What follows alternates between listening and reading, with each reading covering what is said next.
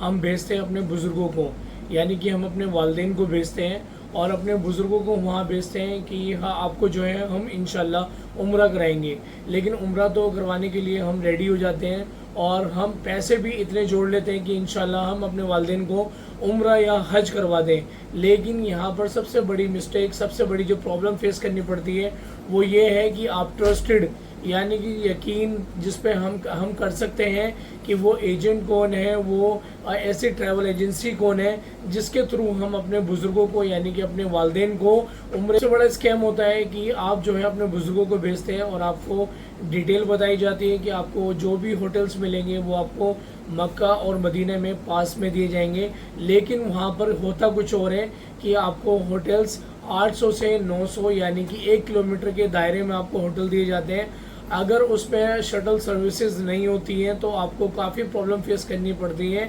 جیسے اگر آپ کے بزرگ یعنی کہ آپ کے والدین جن کو آپ نے عمرے پر بھیجا ہے، اگر وہ ہوٹل سے حرم کی طرف پیدل آتے ہیں تو ان کے کم سے کم آدھے گھنٹے کا سفر یا 20 منٹ کا سفر آپ مانیے کہ اگر وہ تھک جاتے ہیں اس دوران، تو اگر وہ ان کا 9 دن کا یا پھر 8 دن کا یا 6 دن کا ان کا اسٹے ہوتا ہے مکے کے اندر، تو وہاں پر ہوتا کیا ہے کہ ان کو ٹائرڈ یعنی کہ بہت زیادہ تھکان فیل ہوتی ہے اور اس تھکان کی وجہ سے ان کو فیور بھی آ جاتا ہے، جس وجہ سے وہ اپنے ہوٹل میں ہی ریسٹ کرتے ہیں 1 سے 2 دن۔ کرنے کے بعد کیا ہوتا ہے کہ وہ حرم میں نہیں جا پاتے ہیں، اتنی ہمت نہیں ہو پاتی ہے۔ تو یہاں پر بات ہو رہی ہے کہ کیسے آپ اپنے حاجیوں کو جو ہے وہ ٹرسٹڈ یعنی کہ بالکل جو ٹریول ایجنسیز یقین کرنے لائق ہیں، جن کے اوپر ہم ٹرسٹ کر سکتے ہیں کہ واقعی میں یہ لوگ ایسے ہیں، یہ ایجنٹ ایسے ہیں کہ ہمارے بزرگوں کو جو ڈیٹیل بتا رہے ہیں، جو پریشانی ان کو فیس کرنی نہ پڑے، وہ صحیح ہے یا نہیں۔ کیونکہ بہت سی سروسز ایسی ملتی ہیں جس میں آپ کو آپ کے حاجی جب آپ کے پاس واپس لوٹتے ہیں تب آپ کو ان کی پوری ڈیٹیلز معلوم ہوتی ہے کہ کیسے انہوں نے آپ کو وہاں پر رکھا ہے، کیسے ہوٹلز آپ کو وہاں پرووائڈ ہوئے ہیں، کب کھانا آپ کو دیا گیا ہے، کیا ٹکٹس تھی، کیسے آپ کو لے گئے ہیں، کیسے آپ کو لے کر آئے ہیں، کتنا زمزم آپ کو دیا ہے، کتنا کھانا آپ کو پرووائڈ کرا ہے، کون کون سی زیارتیں کروائی ہیں۔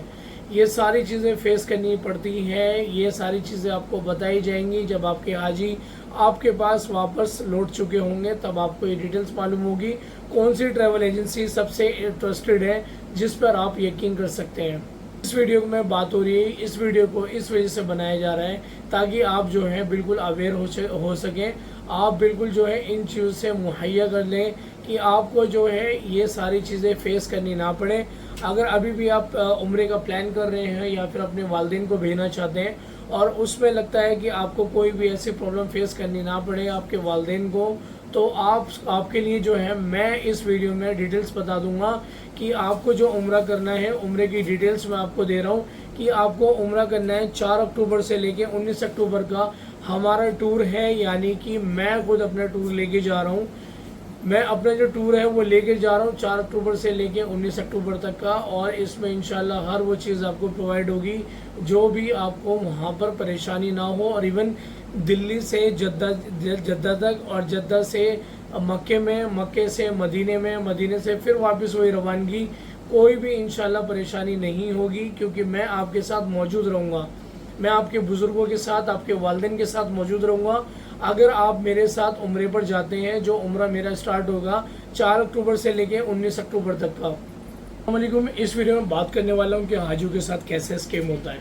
اسکیم جو حاجی عمرہ کرنے جاتے ہیں، جو حاجی عمرہ کرنے جاتے ہیں اور حج کرنے جاتے ہیں، ان کے ساتھ کیسے اسکیم ہوتا ہے، کیسے ان لوگوں سے جو ہے وہ اماؤنٹ لیتے ہیں، جو اماؤنٹ وہ بیچارے پتہ نہیں کیسے کیسے جوڑ کر اپنے عمرے کے لیے یا حج کے لیے تیاری کرتے ہیں۔ تو یہاں پر میں بھی بات کرنے والا ہوں کہ کیسے جو ہے وہ اسکیم ہوتا ہے حاجیوں کے ساتھ، کیسے اسکیم ہوتا ہے سب سے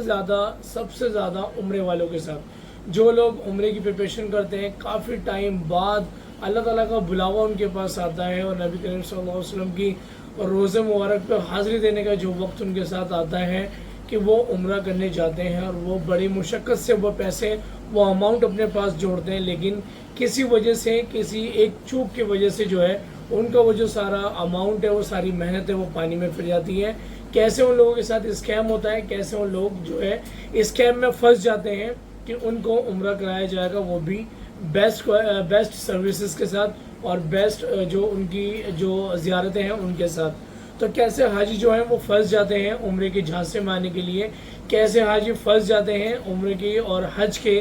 دوران یہاں پر جانے کے لیے۔ تو ہم اس ویڈیو میں بات کریں گے کہ سب سے زیادہ جو ہے اسکیم جو ہوتا ہے وہ کن چیزوں پر ہوتا ہے اور وہ کیسے اسکیم ہوتا ہے آپ لوگوں کے ساتھ۔ تو یہاں پر میں بات کرنے والا ہوں عمرے سے ریگارڈنگ، عمرے پر آپ لوگ کیسے اپنے آپ کو سیو کر سکتے ہیں، کیسے آپ اپنے آپ کو جو ہے اس اسکیم سے بچا سکتے ہیں کہ